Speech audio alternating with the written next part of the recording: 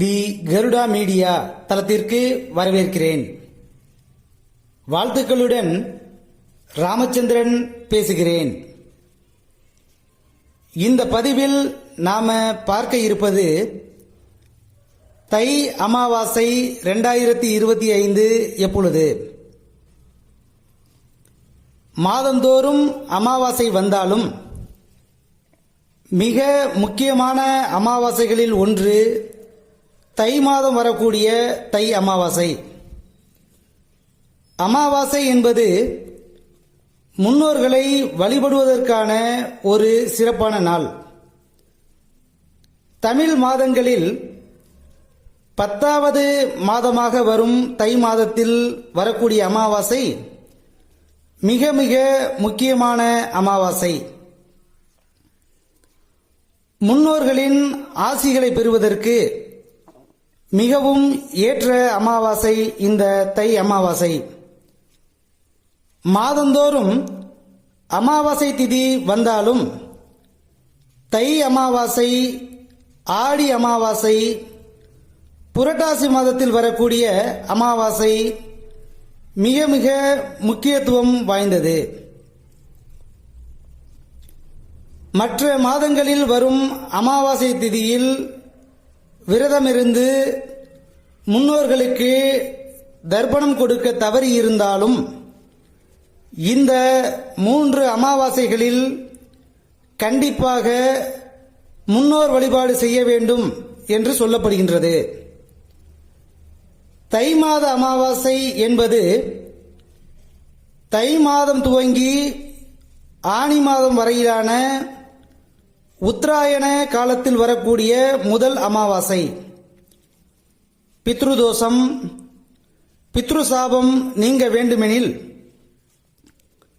தை மாத அமாவாசையில் முன்னோர் வழிபாட்டினை தவறாமல் மேற்கொள்ள வேண்டும்.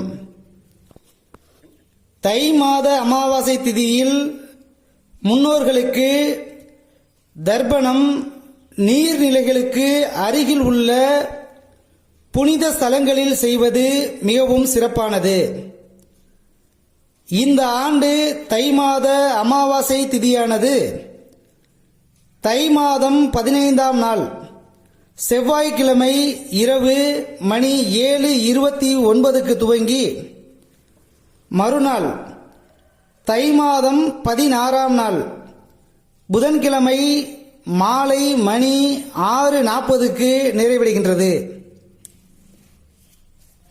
அதாவது 28/1/2025 செவ்வாய்க்கிழமை இரவு மணி 7:29க்கு துவங்கி மறுநாள் 29/1/2025 புதன்கிழமை மாலை மணி 6:40க்கு நிறைவடைகின்றது.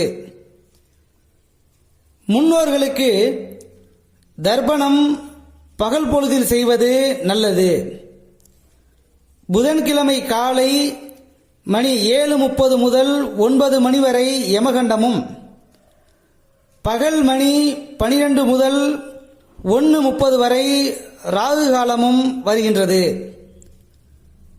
இந்த 2 வேளைகளையும் தவிர்த்து முன்னோர்களுக்கு தர்ப்பணம் கொடுப்பது சிறப்பு. பெரும்பாலும் நண்பகல் நேரத்திற்கு முன்பாக தர்ப்பணம் கொடுப்பது மிகுந்த நற்பலனை தரும். இந்த தை மாத அமாவாசை நாளில் முன்னோர்களை வணங்கி ஆசிகள் பெறுவதன் மூலம் பித்ருதோஷம் நீங்கி வாழ்வில் ஆரோக்கியம், வெற்றி, செல்வம் பெற்று மகிழ்வுடன் வாழ்வோம். மீண்டும் ஒரு நல்ல தலைப்பில் சந்திப்போம்.